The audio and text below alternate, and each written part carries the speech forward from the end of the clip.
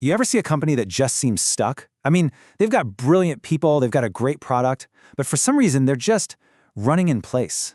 They're working harder than ever, but not actually moving forward. It's an incredibly common and frustrating place to be. So today, we're going to dive into a diagnostic journey to see exactly why that happens, and more importantly, what it really takes to get unstuck. Meet Mallory. She's the CEO of a company called Altitude Analytics, and her words, man, they probably hit home for a lot of leaders out there. She isn't failing, not really, but she's definitely not progressing. She's just exhausted, her team feels disconnected, and every single day is another round of putting out fires. This feeling, this is ground zero for our entire explainer. So here's the thing about Mallory's feeling. It's not a personal failure. Nope. It's actually a really common organizational syndrome, a powerful force that even has a name. And understanding what it is, that's the very first step toward breaking free.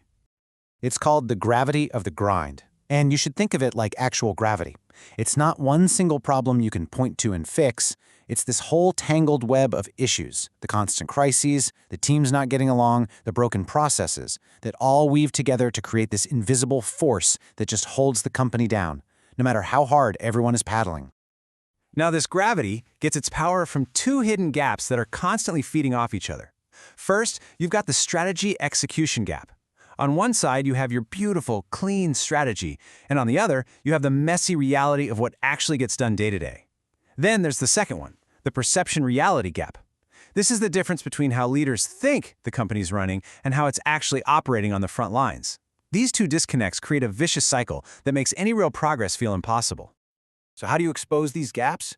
Well, you have to get on site. Consultants Jax and Scott show up at Altitude Analytics, and they're not there to sell some magic solution. They're there to understand the system. And they do that by talking to every member of the leadership team one by one to see the company through their unique and often completely conflicting points of view. First up is Ben, the head of sales. For him, it is all about growth and speed, full throttle. He believes that to win, you have to be aggressive, maybe promise things you can't deliver yet, and just trust that the rest of the company will figure it out. From where he's sitting, that makes total sense, right? But then, Jax and Scott talk to Sarah, the head of operations. And whoa, it is a completely different world. She feels like her team is basically the permanent cleanup crew for all the promises sales makes. For her, the priority isn't just speed, it's about quality, stability, and, accountability. Now, both Ben and Sarah are smart, dedicated people who genuinely believe they're doing what's best for the company. And here's the kicker. From their individual seats, they're both right. This table just lays out their conflicting worlds perfectly. The problem isn't the people, it's a system that has pitted two vital parts of the company against each other. And that is a textbook symptom of the gravity of the grind. This conflict between Ben and Sarah, it's just a symptom of a much deeper issue.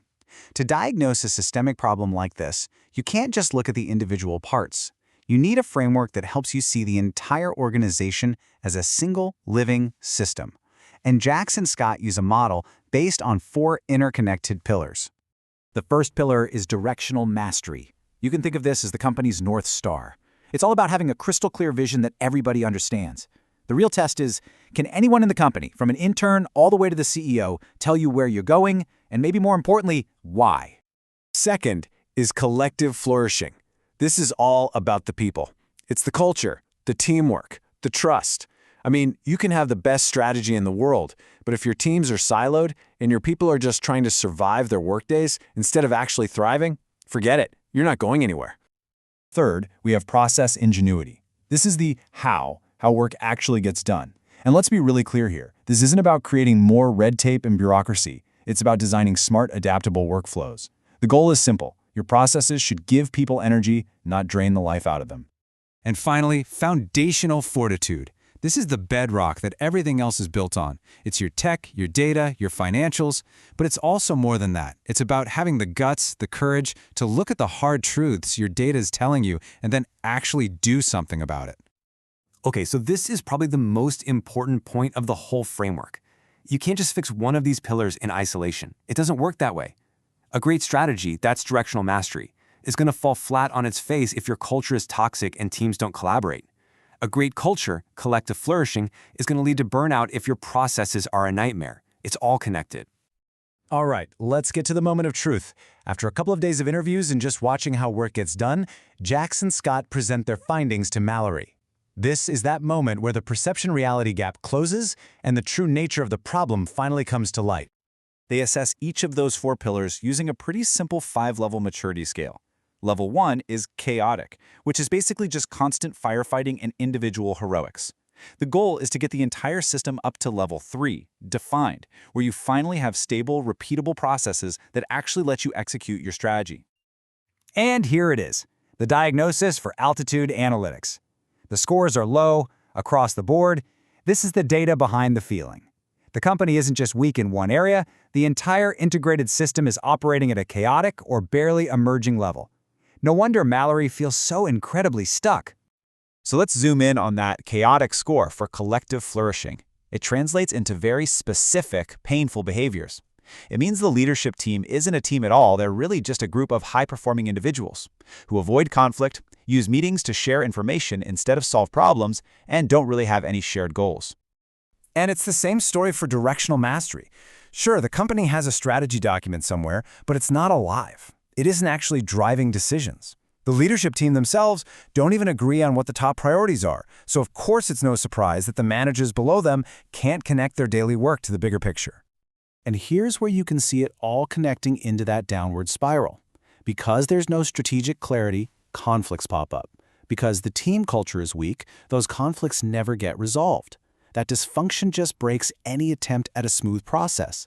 And without good data, they can't even see it's happening. This right here, this is the engine of the gravity of the grind. But here's the hopeful part. This cycle can also work in reverse. By strengthening all 4 pillars at the same time, you create a virtuous upward cycle. Better strategic clarity helps teams collaborate. Better collaboration leads to better processes. Better processes, supported by good data, lead to better strategic decisions. Each improvement just amplifies the others. And that brings us to the final, crucial takeaway. When you feel stuck, the temptation is to just treat the most obvious symptom. Fix the conflict between sales and ops, hire a new person, buy some new software. But as we've seen, those are just symptoms. The real question you have to ask is this: are you just treating the symptoms, or are you ready to diagnose and heal the entire system?